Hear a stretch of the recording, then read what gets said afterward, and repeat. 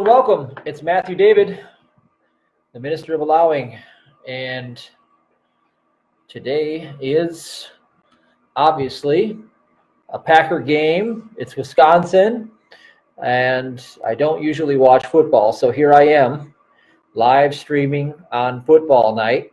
Welcome, David. How are you? Good to see you out there, Mikkel. And yeah, I'm just going to talk tonight. Maybe just go into some of the things that are happening. Welcome, Bobby. Preparing for, new seasons in life, new chapters. Welcome, Casey. Workshops coming up. Welcome, Beverly. And been having some breakthroughs, doing some deep belief clearing, and, just really recognizing that state is everything. Welcome, Andrea. Ryan, I'm assuming you're here. Welcome. And, it's just a reminder that, your state of your vibration, the level of consciousness that your awareness is at, really makes all the difference in the world. And so lately I've been focusing, especially during the winter season, because this is historically, for me, the more challenging time of the year, ever since I was young, keeping, the positive vibes going because, lack of vitamin D, perhaps, the lack of the sunshine, the cold weather, got the layers on. All those factors play a role to some degree. But in reality, they don't have to play that big of a role because what's going on outside of ourselves is really not where the power's at. It's really about what's going on inside and learning how to manage and maintain that state of flow, and then letting all of the pieces fall into place. So I'll try to convey to you some of the breakthroughs that have been coming through in the last couple of weeks in a short, concise way tonight. And we can talk about some questions, maybe do some prayer time and things like that. So as I put in the description, I don't have a talk organized for anybody.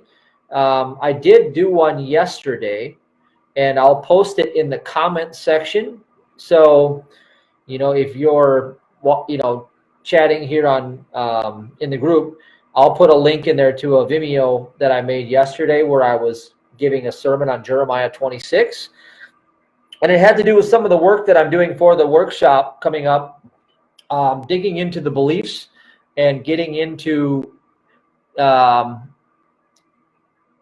just the underlying things that have been going on, these patterns that play out in life. And I got to some deeper levels within myself even just recently, and it was really, profound. It was very profound. I used the process that I'll teach at the workshop, and I got to a bottom picture layer where things were really heavy.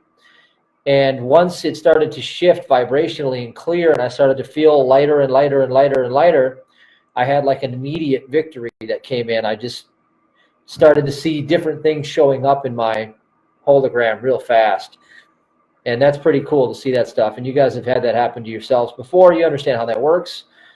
So welcome, Sabrina and Julian and Vincent. Hey, Vincent, it's good to see you out there. Always good to see people like, that have come to the, workshops and thinking about, seeing you again soon in a few weeks. It's one thing to know people online, and I'm so grateful that I know many of you online to some degree.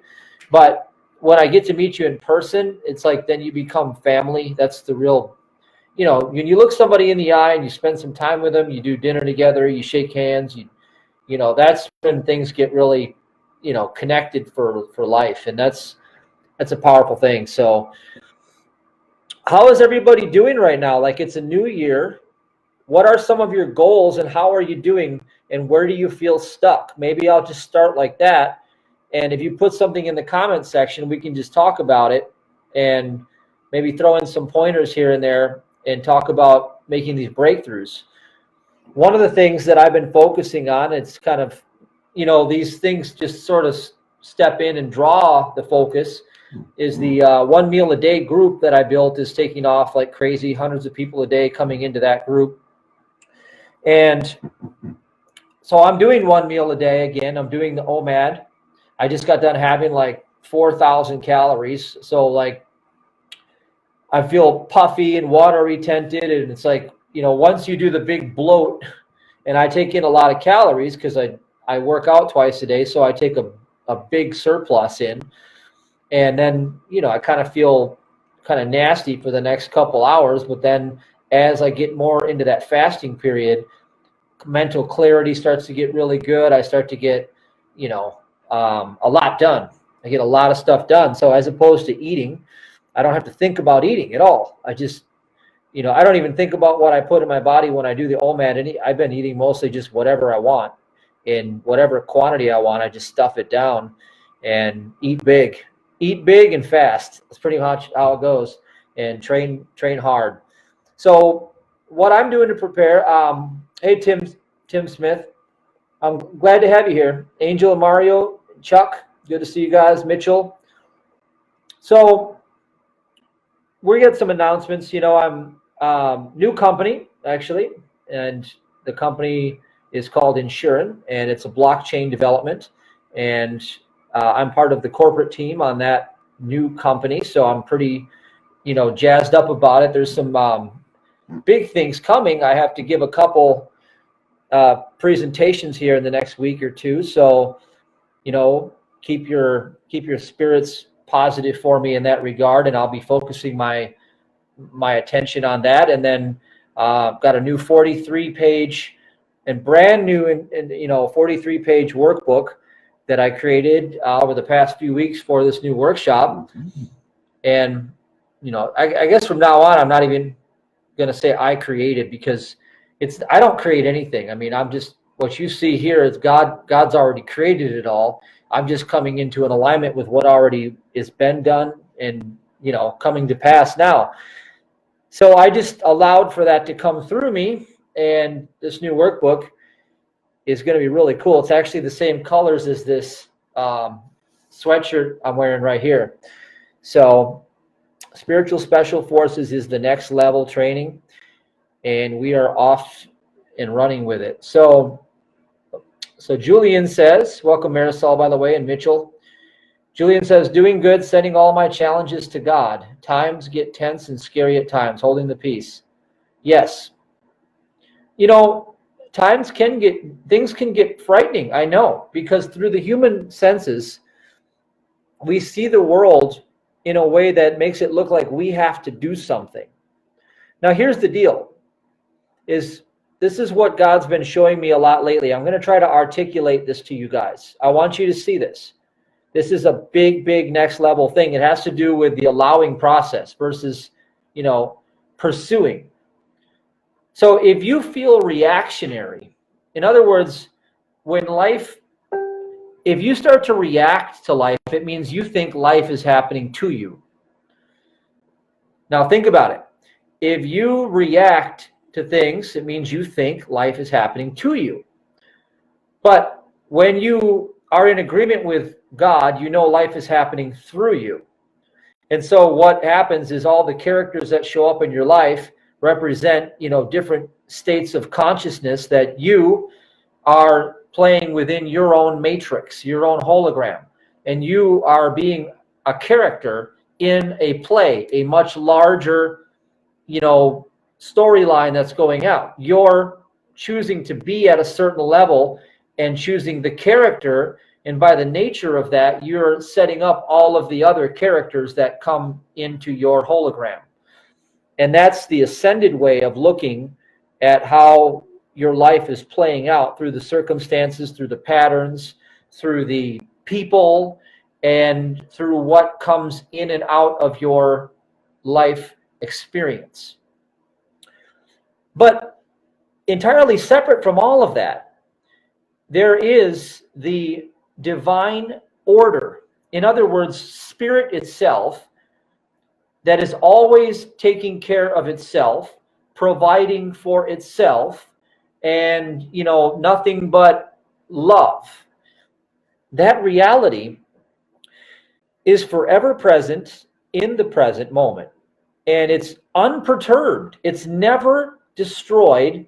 It's never infected, and it's not touched by one single ounce of error. And so here we are, dreaming in a state of mortality, and we're moving, in a sea, a quantum soup, through our five senses of time and space, and life seems to be happening to us because we're drunk and we're blind in the human condition, but yet we've never left heaven at the same time.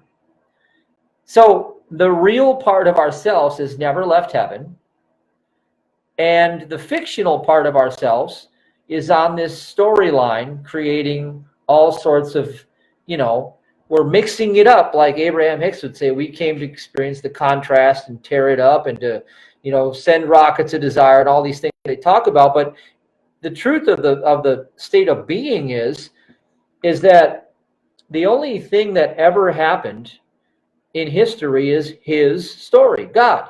The only thing that ever will happen is God. Good. Good is all in all.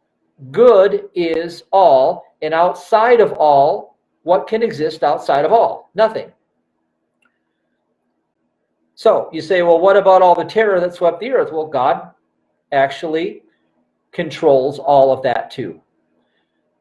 Now, that's the big kickers. People could say, well, now I really have a conundrum, because now you just said that God controls all. And so when I see all this stuff that's happening that I'm not in harmony with, and it's ugliness and it's bad, then what am I supposed to think about God for permitting that to go on? And that's really where we have to come into agreement with God in the appearance of our judgments that we're making. We have to ask ourselves, is this existing because of something inside of me, or is it existing because of something outside of me? In other words, is life happening to me, or is life happening from me? And if you believe the former, then you have lost your power. You don't have any power. If life is happening to you, you've lost your power. You're no longer in control, so therefore you're going to react to everything, and you're going to do it because you're actually out of control. So what happens is human will, being out of control by its very nature, attempts to manipulate circumstances, events, people, and things. And it tries to go to the world out there, the world of the dead, the fiction, the carcass, and it tries to shift around things through this human reasoning and try to make things fall into alignment with, this dog eat dog perception of reality. And while it seems to work for some people, here's the deal. Just look at the Wolf of Wall Street. Look at people that have done these sorts of things. There's always a consequence. There's always an unintended consequence and a lashback whenever you try to use human will if it's not aligned with wisdom. So whenever human will is outside of harmony with God's eternal good, harmony, love, fruits of the Spirit, whenever we step into some form of doing something outside of that, there's always, without fail or exception, some form of lashback. And so what happens often is that we go out, and a perfect example is I was 19 years old. I wanted to be a bodybuilder. First time I wanted to do it. So I go from 230 pounds down to 172, then 168 pounds, 8 months without cheating. I used my willpower. I didn't break for 8 months. I never had one cheat meal, nothing. And then all of a sudden, under the emotional weight of a breakup and, losing my first daughter, giving up full custody of all that, I emotionally cracked, and I developed eating disorders, and it took me 5 years to get over it. So you see, I got what I wanted, and I went headstrong into it, and I used all of my willpower to get it, and then I got crushed under the weight of life. And then when that stuff happens, then we create negative associations with things that are actually good. So my negative association was, well, I can't be, going after a good-looking physique because, look at what happened last time. I ended up having eating disorders, right?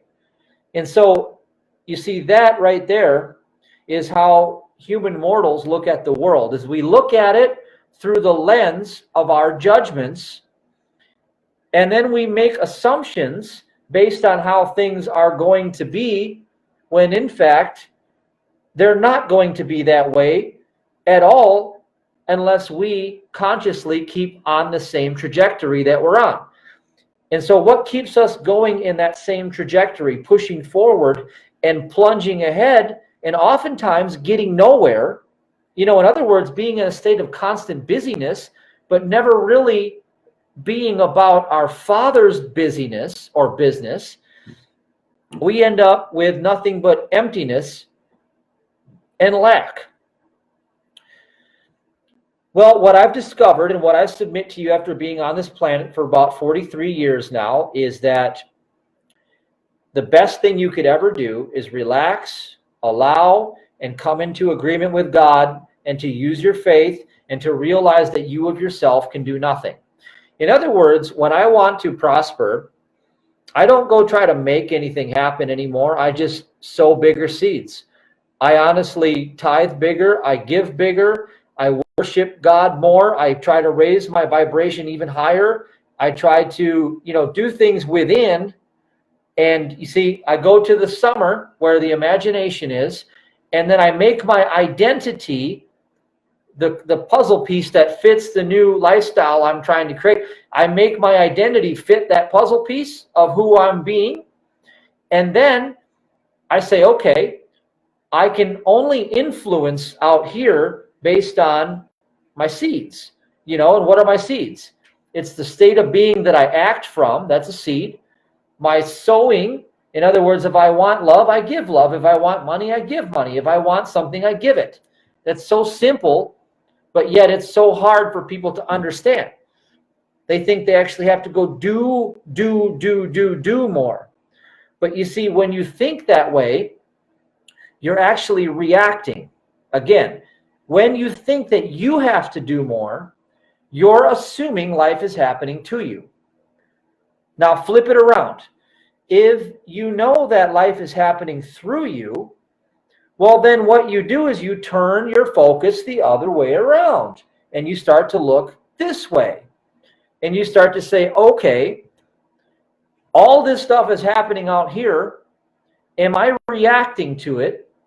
And if so, how am I reacting to it?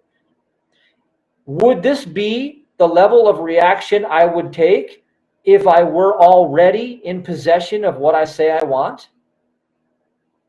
Well, if not, then why would you plant that seed? Because now you've just planted the identity of yesterday into your now, and you've just tainted what's going to come. See? And that's what my whole talk was on Jeremiah 26. So the best thing you can do is listen to this talk that I'm giving to you right now on one level of consciousness, and then meditate. And I created a Theta Brainwave meditation, okay? And you can listen to that later or tomorrow, whenever you want. I'll put it in the description. And if you're watching it on YouTube, time out. If it's after the fact or on YouTube, you have to come to Hurtado.io, my name, Hurtado.io. Join the private Facebook group, look for this video, read the comments, find the link, and you can get that meditation. But when you meditate on the truths that I'm going to give you after the transmission tonight, it'll all make sense because I'm laying the groundwork for you. And so this is what God put on my heart to minister to you this week. And it's very advanced, and it's also so darn simple that you have to remember not to try to be so smart. You have to keep it simple. So the big idea is this. Okay. For most people, you're looking out here and you're reacting to it as if it's real. You're making a big mistake. You're reacting to something that's not even there. You're actually fooling yourself. you're like a dog chasing its own tail.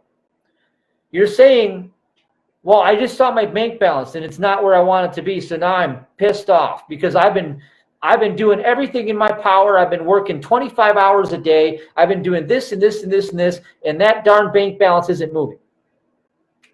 Well, then stop being a slave. Stop acting like a slave. Stop identifying as a slave. Are you a slave? No. See, turn this way, turn the other way around and look in here and say, is my identity congruent? In other words, if you don't know what I'm talking about, watch my talk on how to blockchain it. Okay, it's on my YouTube channel, and start to watch my idisrupt.world, and I'll take you all the way so deep. I'll take you so deep into the gnosis, into the Gnostic Gospels, that you'll come out the other side with like, I got this. See, that's why I created all that content. I actually didn't create it for you. I created it for me, but I share it with you so I can remember it. I'm very selfish in that way. You see, I want all of God. And so I know that, see, now get this, time out. This is what I'm going to tell on myself, but I'm doing it for a good reason. I don't do this, by the way, welcome Gabby and Frank. I want to honor you guys for being here, Brian and David and Harry. So I don't do this for you. I don't. Because if I'm doing it for you, that's belittling you. If I'm doing it for you, that's me assuming you're not God. See, I don't do that. I don't do it for you. I do it because the game is between me and me, just like it's between you and you, okay? So what I do, again, is I turn the table around and I say, I need wisdom. I must pursue wisdom. Seek ye first God, and all these things will be added unto you, right? Well, okay. But then again, I know I have to sow in order to receive. I need to sow. So I'm going to sow to you. And I'm going to give you a little clue. I don't rely on man for my money. I'm not that smart. I am not as smart as my human brain wants to believe. I know this. Now that's wisdom. When you realize that you don't know squat compared to what God can do for you, no matter what your IQ is, then you're starting to gain wisdom. So what I do is I say, okay, what do I have on hand? Okay, this is how much money I have on hand. Okay, is this the money that's my harvest, or is it like a little bit smaller than I'd like? See, it's just like the fruit, the apple, right? The sweet, fleshy part is the harvest, and the middle part is the bitter part. That's the seed. So if what you have in your hand isn't your harvest, it must be your seed. Simple, simple, simple. I plant it. And then what I do is I create supernatural expectation through that act. That's what that does. So this is where I segue, and I want to answer a question that came in from a gentleman who sows into our ministry, and he's been tithing and he has a question. And so I want to answer his question. He said it was okay. I won't put his name out there, but here it goes. This will prosper you too if you're interested. He says, I happily hit the go button last night with no remorse. My question today after all that is this. As I am $100,000 in debt still, and this job will only go to April, as far as I know, what do I do to make sure the next door will open up? I don't want to tithe looking at God as a Pez dispenser, i.e., here's my 10%, I want this in return. When you guys tithe, do you set an intention for what you would like to happen and just throw it out there and let it go? Do you stay fervently focused on the thing you would like to have manifest, or do you just tithe and forget all about it? Any input would be appreciated. I cannot believe a year has gone by since the last workshop I went to. Crazy. Okay, so let's answer that question. Okay. The best thing I can tell you is this. Now, try to capture this. When I really discovered the secret behind tithing, when I really discovered it the most, was when I'm sitting at the nutrition store and I'm losing like $4,000 a month. Remember, I took this store over on faith. It was already losing money. but it was an opportunity. I needed an opportunity. Well, everything was failing. And the foot traffic went from 43 people a day down to like less than 3. And so I knew we were pretty much, we were in deep trouble.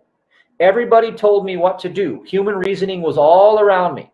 But yet, remember, it was coming from a place that did not feel joy-filled to me. It did not feel uplifted, and it certainly did not inspire my faith. So I avoided it. And so by, I guess, sheer luck or circumstance, or maybe God just teaching me through experience, what I discovered is that you must have these 2 ingredients to tithe properly. You must have love and faith. Now, pretty simple, huh? Love and faith. Here was my attitude.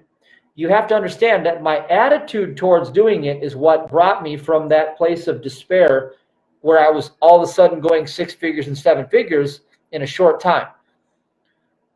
I didn't care about anything that this world had to offer me other than I wanted to be able to take care of my loved ones, and I wanted God so bad. I said, God, here's my attitude. If I go down, I'm going to go down believing in you. That was what I said. And every time I'd get my hands on some of that money, the store would make like 15, 20 bucks a day, sometimes less. I used to take that money out of the store, and I knew the store was going down. According to human reasoning, it was going to take an act of God. So that was God's opportunity to show himself strong on behalf of someone who believes. So I would take that seed and I would plant it on the regular, like every day. And when I did, it wasn't because I was saying, God, you owe me.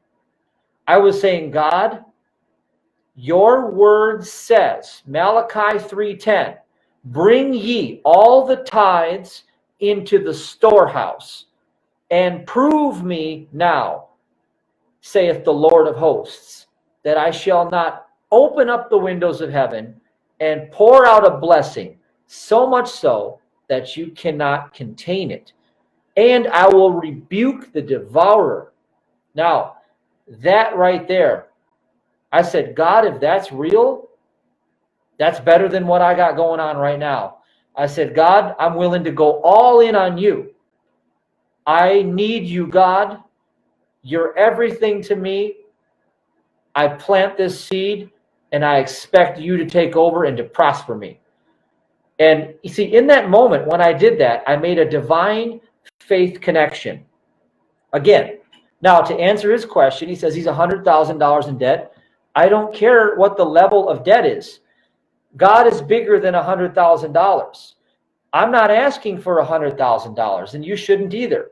You should be asking for God, for good, for prosperity. Because here's what actually happens from my experience, is when you lay down what you think is valuable in your hands, see, your 5 senses that are attached to this world out here, it is only by doing that that you're able to turn the tables around and to look to the kingdom within and know that that is the good that you're seeking, because God will step in and surprise you through the 5 senses in ways where you will learn from experience that you could not have reasoned it out yourself. And so what does that teach you? It teaches you that you're not it. And that is a sobering moment, and it is a wonderful day, because you realize that it's not because of how young you are. It's not because of how old you are. It's not because of how smart or how stupid or how... It doesn't matter. You see, what it is it's grace that flows from love, divine love, to his children. And that is the proper understanding, the standing under of the principle of what the tithe is engineered for you to make divine contact with God to do. It's very, very powerful. Very, very, very, very powerful. And what you'll come to find over time is that the tithe is just regarding the money part. That's not even, that's the 10th of what you can offer. You can give your whole life to God. Now, when that starts to happen, in other words, when you stop thinking about what you're going to have to do tomorrow, when you stop thinking that you're so important that you have to care so much about maintaining some level of vanity or anything like that. Now, okay, now this is where I segue. I like to work out. I like to look a certain way, this. I understand it means nothing to God. I know that it's just human folly to believe that that will do anything for me, okay, other than impress the ego. I get it. But see, make a distinction. Don't be fooled like I was when I was 19 and I went into bodybuilding thinking that if I didn't have a six-pack, I was worthless. Don't be fooled. Don't be fooled to think that anything of human value has anything to do with how divine love can reach God's children and take care of every human need, because that is foolishness. So the big secret is when you understand you can let it all go, then you can operate from flow state. And I'll tell you what happens after that. As you begin to do that, it's a level of trust. See? And trust means contract. It means you're back into agreement with God again. Then what happens is then God starts to work through you and you become a conduit. You become a messenger. You become a disciple because you have the discipline to train yourself to lay down your life. And that is really a very, very powerful thing. So that was the transmission. Welcome, Anita. She says, I've learned more from you about tithing than I've learned from my 30 years in ministry, changing my life powerfully now. Wonderful. See, what you're going to learn from me is the beauty of it is that I'm not trying to be smart, okay? I love going into the Gnostic Gospels. I love God. It's not me. It's my heart that wants God, where God gives me these things. But you see, when the good stuff comes is when I'm out of the way. So when you're hearing stuff and you're resonating and it's connecting with you, that's not my mortal self. That's me saying, listen, Matthew's going to go bye-bye for a little bit and going to allow God to do God's thing. And people that know the state of pure flow. So when you mix pure flow with a passion for God, you're going to be on fire. You're going to be on fire.